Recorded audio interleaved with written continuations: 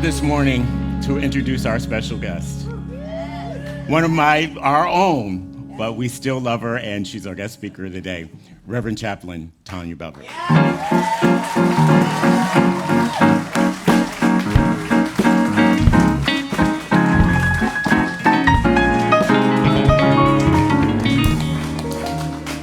Good morning, church. Isn't God good?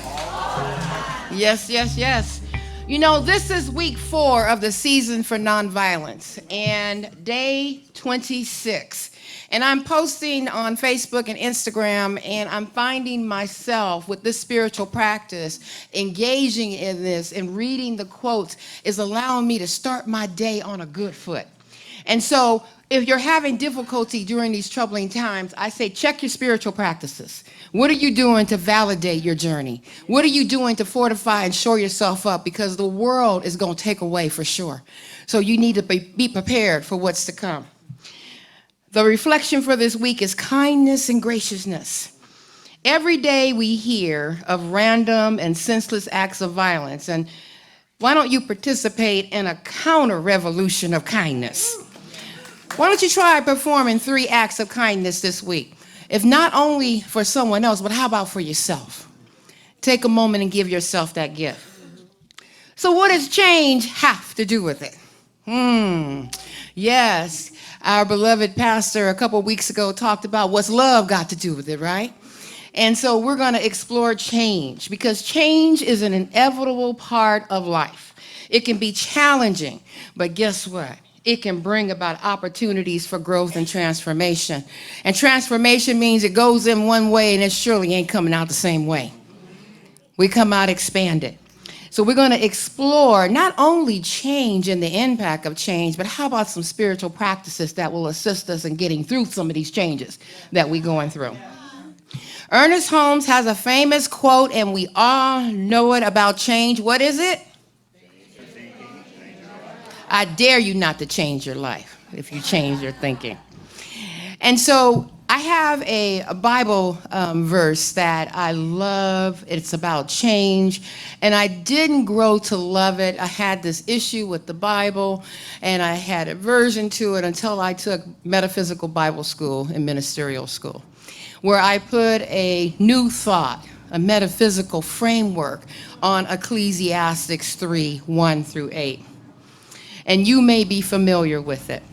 To everything there is a season and a time for every matter under heaven. Life operates in cycles, and everything happens in divine timing. This suggests that there's an order and a balance in the universe.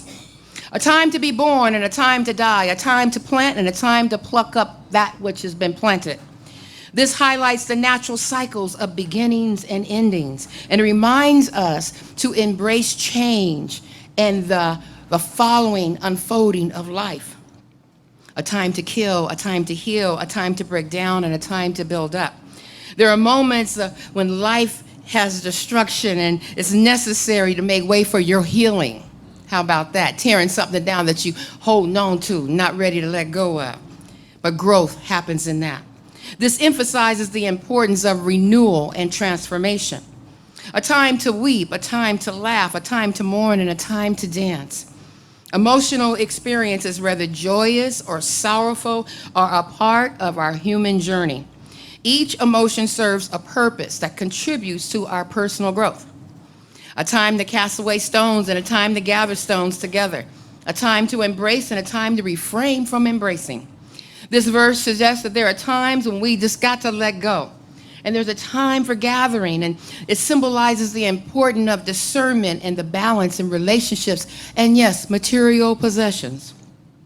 A time to seek and a time to lose, a time to keep and a time to cast away.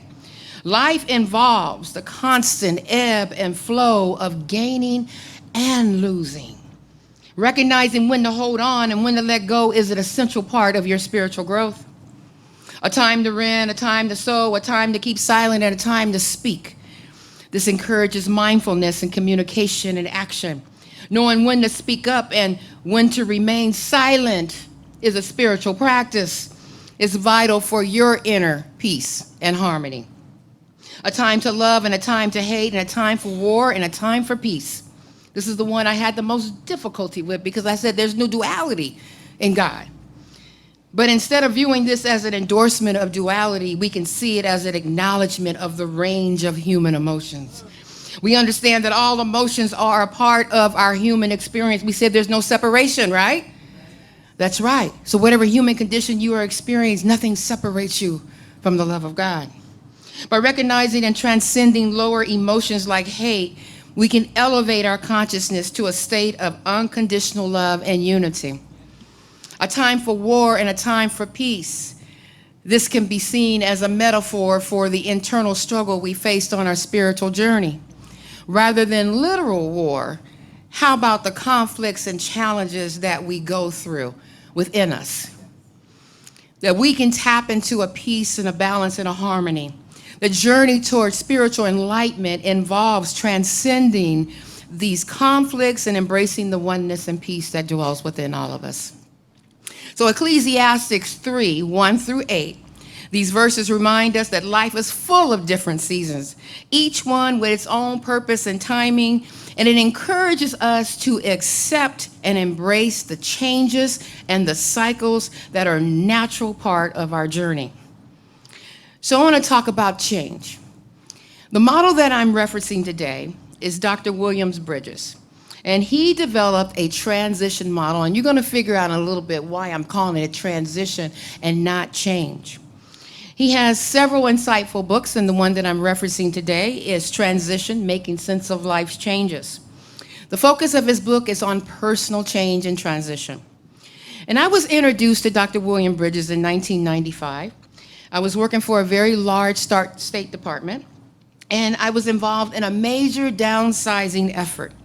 And we were moving from in-person service to online and call centers. And this was a major overhaul. Now, transition, making sense of life changes, changed my life. Changed my life. And to this day, I use this model as a part of my spiritual practice.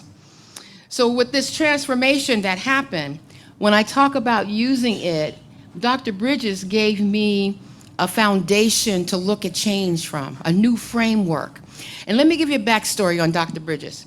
He was a professor at Mills College. He was also an organizational development psychologist that specialized in downsizing and layoffs in major corporations. And after years of doing this work, he had his own major change. His wife was diagnosed with terminal cancer. And so he knew at that time it was time to take a sabbatical. He needed to take some time off. And during his sabbatical, he began to document his behavior. And during the process, he began to experience changes, much like the people who were dealing with layoffs and downsizing. He discovered that when people lose their jobs or lose their partner or lose a loved one, there's a natural process that we go through. And here's the key. If you don't take away anything else from my sermon today, take this one little jewel. He says the difference between change and transition is this. Change is the external situation that you can see on a calendar. You see it in a project plan. On this day, we're moving. On this day, this change is taking place. But the most important part of this is the human side. Personal transition. It means your psychological reorientation to these external events. Did you hear me? Yes. You see what I'm saying? This is why when somebody tells you something about a change, it could be a year out, and you begin the process and start having grief and start having doubt and start having fear, because you are already, once you hear it, you begin to make those changes. And so with that, I want to share with you the 3 phases of transition. Look at that model. Is it linear? You mean I don't go from 1, 2, 3, 4 in a very orderly fashion? No, it's very fluid. And that was one of the discoveries Dr. Bridges made, is that he found himself moving into different phases and going back to the beginning. He says there's 3 phases. There's endings, there's a neutral zone, and there's a new beginning. Endings marks the beginning of the transition process. Now, isn't that interesting? The model starts with endings instead of beginnings. How often do we say that, okay, I want a new start. I got to change. I want a new start, right? And we wonder why we have difficulty. Because we got rocks in the backpack. We're taking stuff from that change with us. Just like an old relationship. You see somebody jump out of a relationship and wind up in a new relationship and they bring all that stuff with them. I'm ready to start a new beginning, right? So if you understand that, like Dr. Bridges says, we got to end before we begin. Very important. So something has to stop and something has to start. And it's about letting go. It's about losing sometimes. It's not the change that we resist, people. It's what we got to give up. That's what we hanging on to. That's where all the grief comes. That's when the uncertainty comes. That's when we're kicking and screaming, I'm not ready to go. I want to stay over here. And we want to do that because it's familiar. Even if it's raggedy and torn up, it's my stuff. It's my stuff. But if you begin to understand that this is a natural process and you're going to go through it, I don't care how big the change or how small the change. Lose your cell phone or your wallet.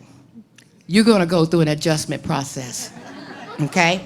But think about those other changes: divorce, separation, death of a loved one, loss of a job, children leaving the home, going off to college, right?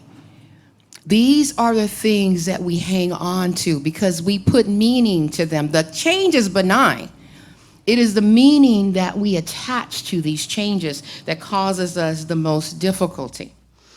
So at this stage, we can experience fear, denial, anger, sadness, disorientation, frustration, uncertainty, and yes, a sense of loss. Sounds like grief, doesn't it? Yes, yes. I had one of my old colleagues in the audience today. We used to call it the road to Dabda, didn't we, Karen?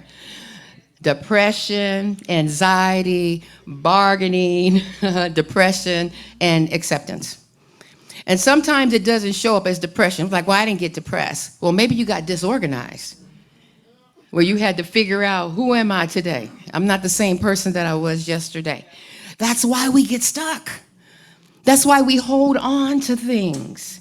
Keep in mind, it's not the change, it's what you got to give up and what you're losing. So you ask yourself the question, what chapter's over, what chapter's finished? And what am I losing? Because as soon as you can identify what you're losing, you can begin to action plan. You see where your power is? Looking at change differently. No wonder we get stuck in endings, because sometimes it's hard to let go. And have you ever seen somebody who gets stuck in anger or depression? Yeah. And not ready to move on? If you can identify that or say to yourself, and I do this, I go, Tanya, you're a little angry. Maybe you're grieving today. What's that about?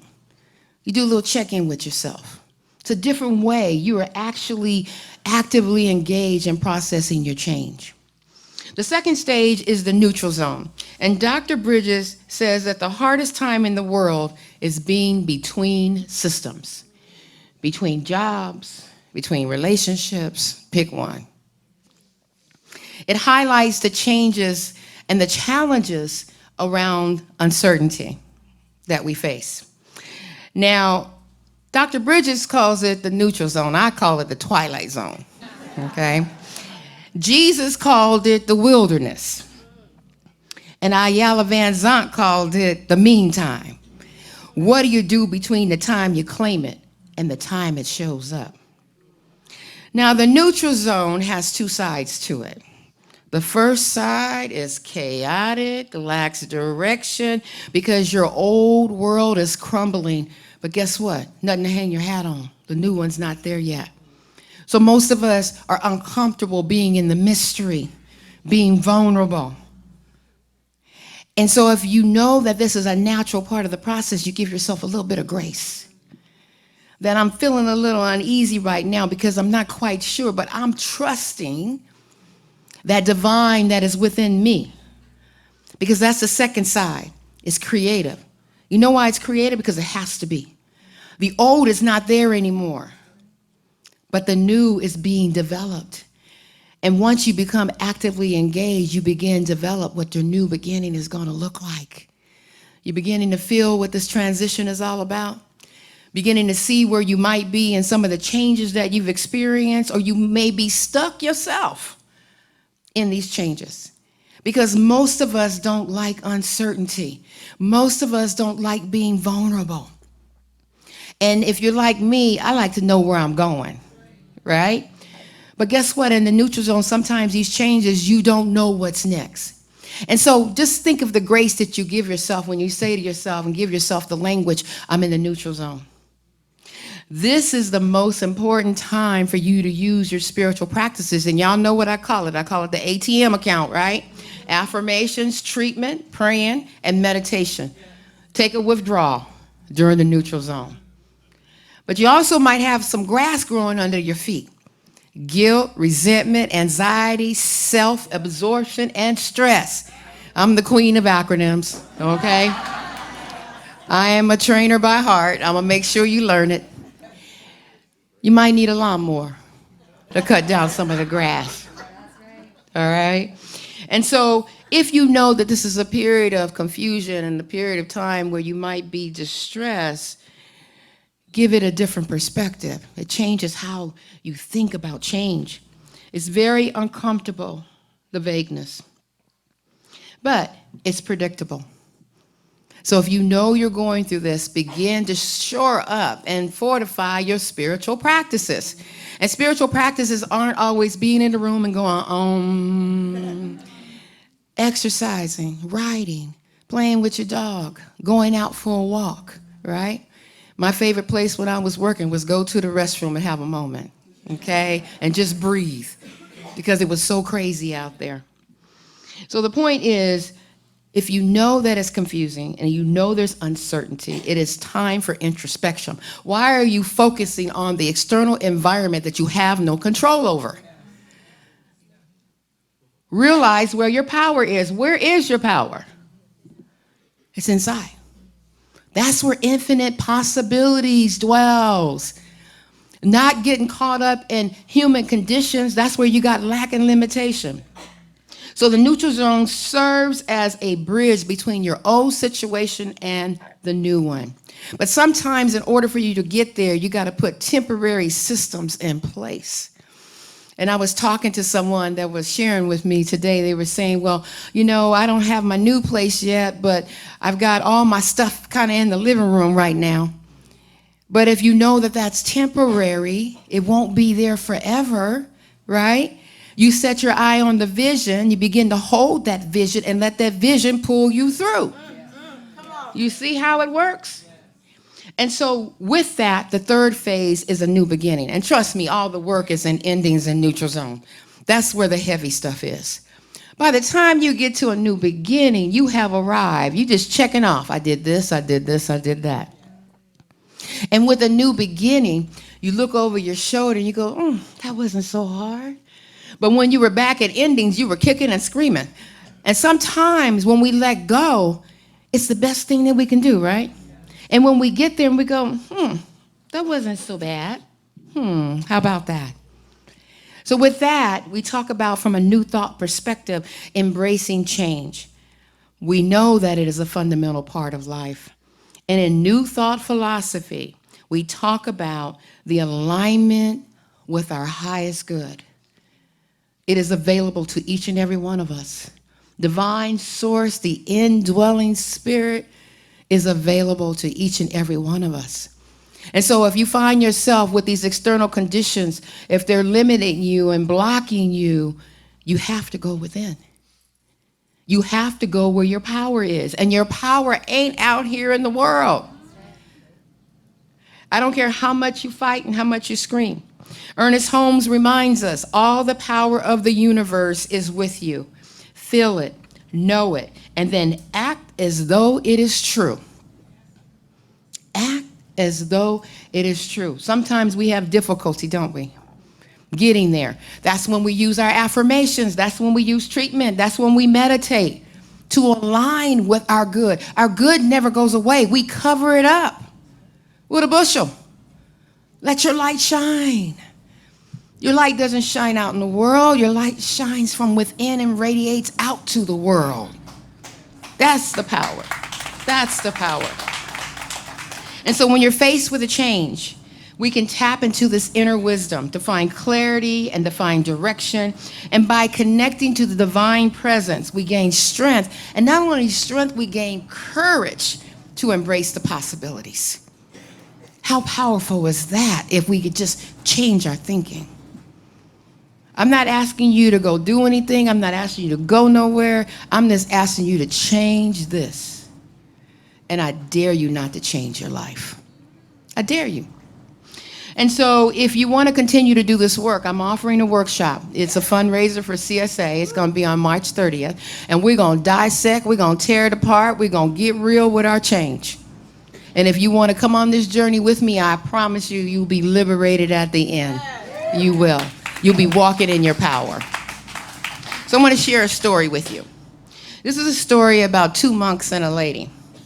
Two monks were traveling together, an elder monk and a junior monk, and they came across a river. And there was a strong current, and there was a lady standing there.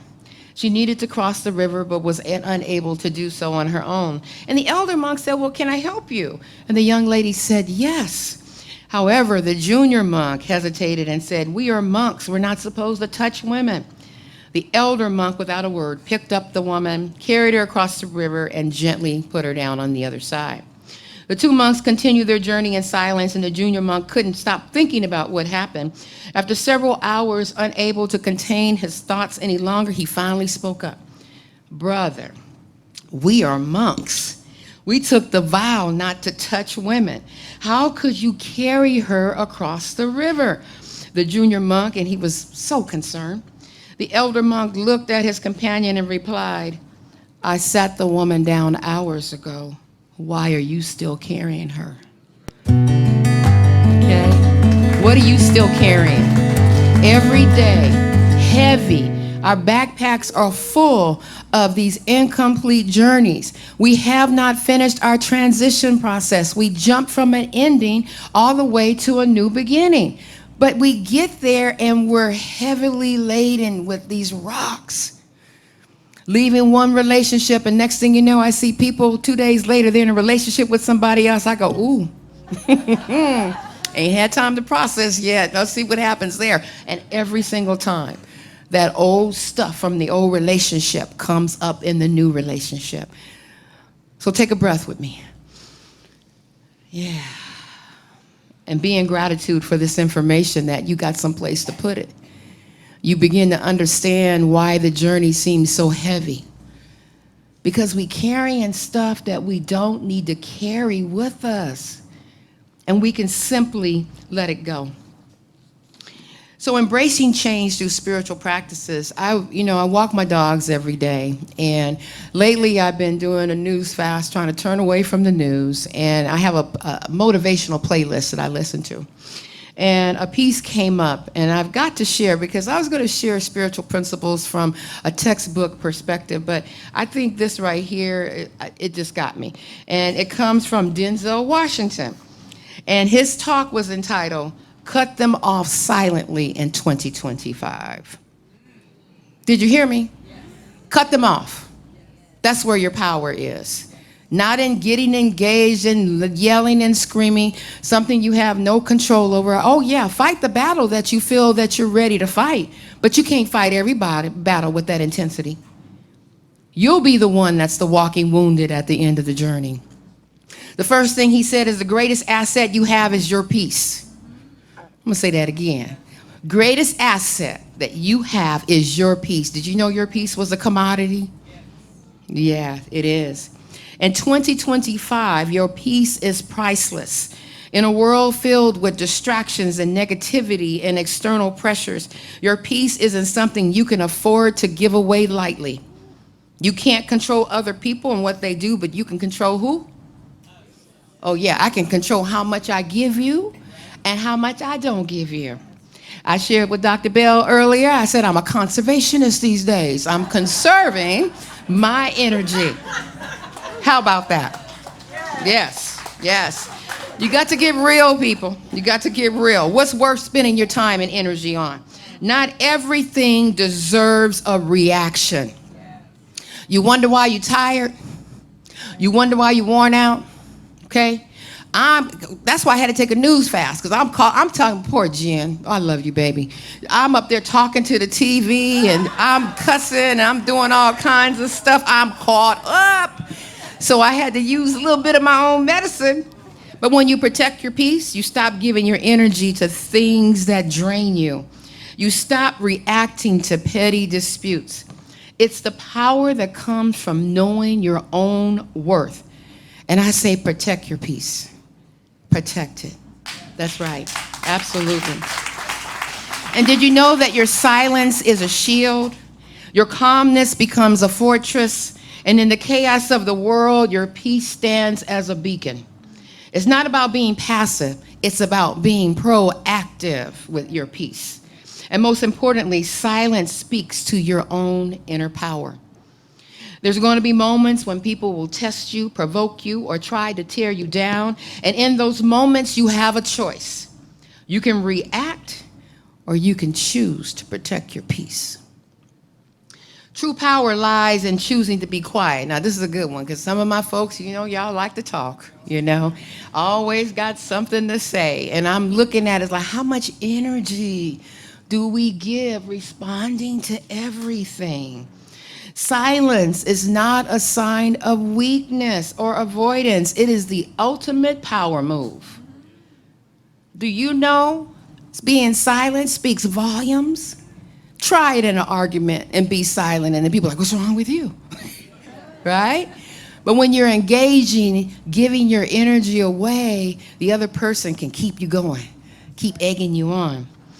But it's the kind of power that needs no external affirmation. I don't need no applause, don't need no recognition, because I'm conserving it for myself.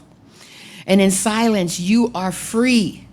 And in that freedom, you are unstoppable. And the more silent you become, the stronger your presence feels. So silence shows that you're in control of your own narrative, your own reactions, your own emotions. And in many situations, silence is the best weapon. Try it. Growth is letting go of what no longer serves you. Somebody in this room need to hear this.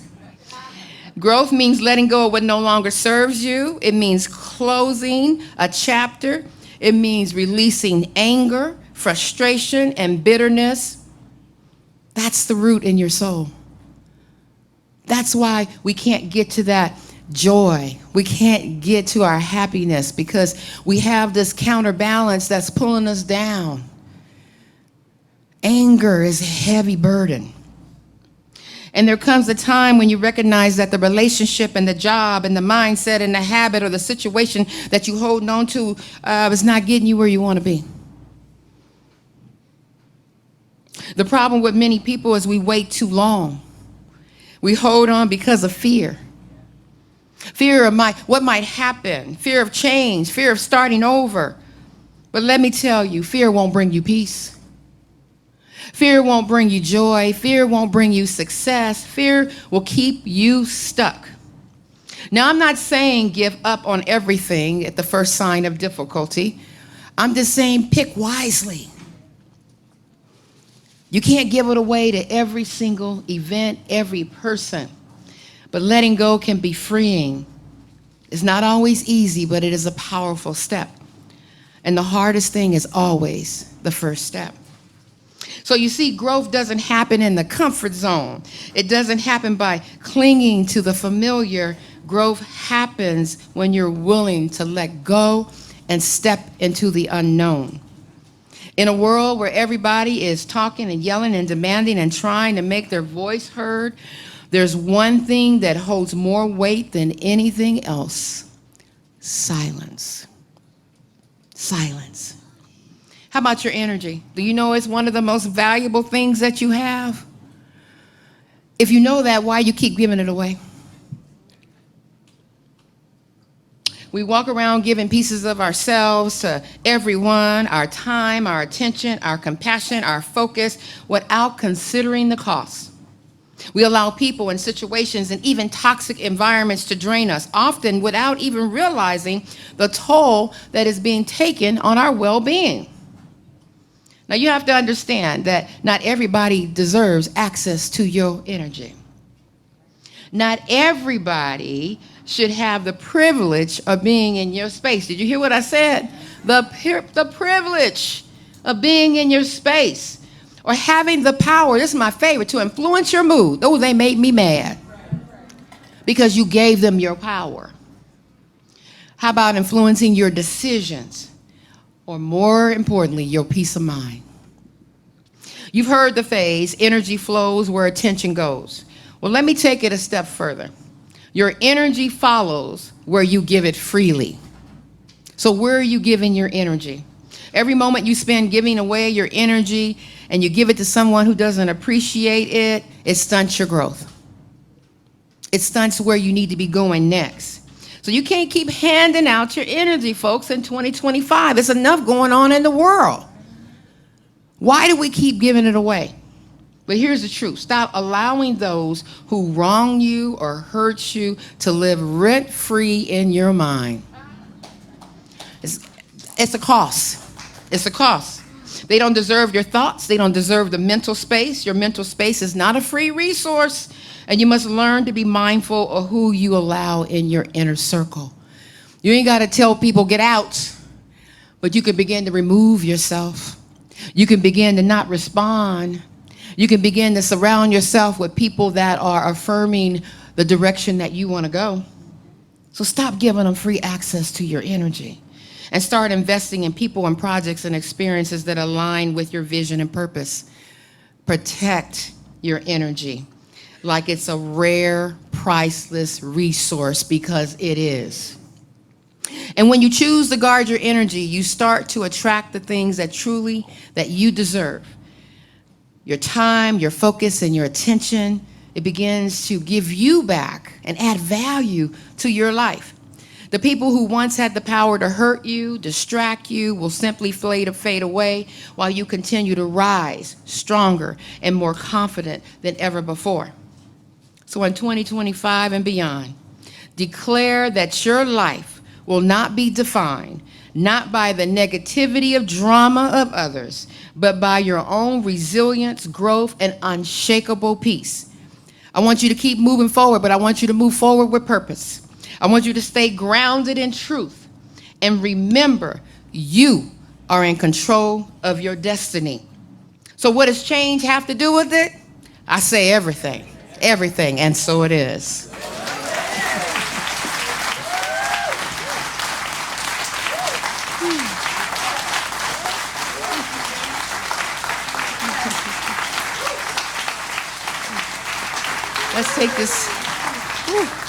Let's take this message into prayer.